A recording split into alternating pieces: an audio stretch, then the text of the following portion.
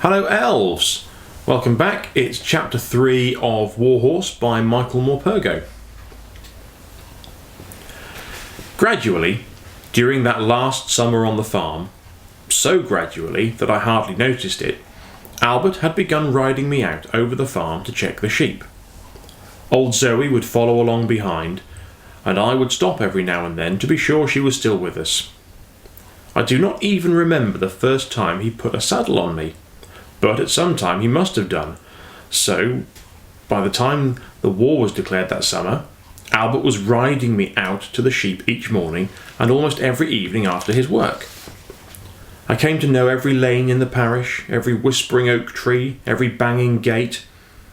We would splash through the stream under Innocent's copse and thunder up Ferny Peace beyond. With Albert riding me, there was no hanging on the reins, no jerking on the bit in my mouth, but always a gentle squeeze with the knees and a touch with his heels was enough to tell me what he wanted of me. I think he could have ridden me even without that, so well did we come to understand each other. Whenever he was not talking to me, he would whistle or sing all the time, and that seemed somehow to reassure me. The war hardly touched us on the farm to start with. With more straw still to turn and stack for the winter, old Zoe and I were led out every morning early into the fields to work.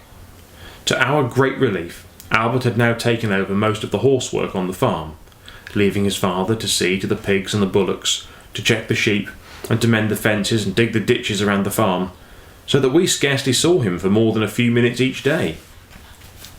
Yet in spite of the normality of the routine, there was a growing tension on the farm, and I began to feel an acute sense of foreboding. There would be long and heated exchanges in the yard, sometimes between Albert's father and mother, but more often, strangely enough, between Albert and his mother.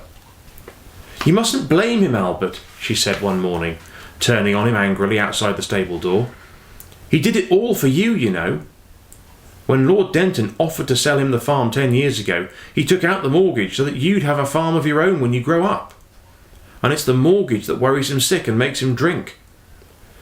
So if he isn't himself from time to time, you've no call to keep on about him.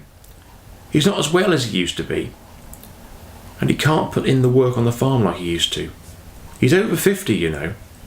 Children don't think of their fathers as being old or young. And it's the war too. The war worries him, Albert.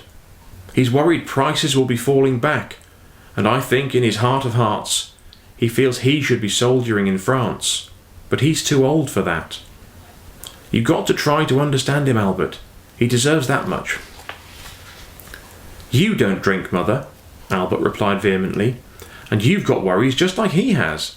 And anyway, if you did drink, you wouldn't get at me as he does. I do all the work I can and more, and he still never stops complaining that this isn't done or that isn't done. He complains every time I take Joey out in the evening. He doesn't even want me to go off bell ringing once a week. It's not reasonable, Mother." "I know that, Albert," his mother said more gently now, taking his hand in both of hers. "But you must try to see the good in him. He's a good man, he really is. You remember him that way too, don't you?" "Yes, Mother, I remember him like that," Albert acknowledged. "But if only he wouldn't keep on about Joey as he does. After all, Joey works for his living now, and he has to have time off to enjoy himself, just as I do." "Of course, dear," she said, taking his elbow and walking him up towards the farmhouse. "But you know how he feels about Joey, don't you? He bought him in a fit of pique and has regretted it ever since. As he says, we really only need one horse for the farm work, and that horse of yours eats money. That's what worries him. Farmers and horses is always the same. My father was like it too. But he'll come round if you're kind with him. I know he will." But Albert and his father scarcely spoke to each other any more these days, and Albert's mother was used more and more by both as a go-between, as a negotiator. It was on a Wednesday morning, with the war but a few weeks old, that Albert's mother was again arbitrating between them in the yard outside. As usual, Albert's father had come home drunk from the market the night before. He said he had forgotten to take back the saddleback boar they had borrowed to serve the sows and the gilts. He had told Albert to do it, but Albert had objected strongly, and an argument was brewing. Albert's father had said that he had business to attend to, and Albert maintained he had the stables to clean out. "Won't take you but half an hour, dear, to drive the boar back down the valley to Furston," Albert's mother said swiftly, trying to soften the inevitable. "All right then," Albert conceded, as he always did when his mother intervened, for he hated to upset her. "I'll do it for you, mother, but only on condition I can take Joey out this evening. I want to hunt him this winter, and I have to get him fit." Albert's father stayed silent and thin-lipped, and I noticed then that he was looking straight at me.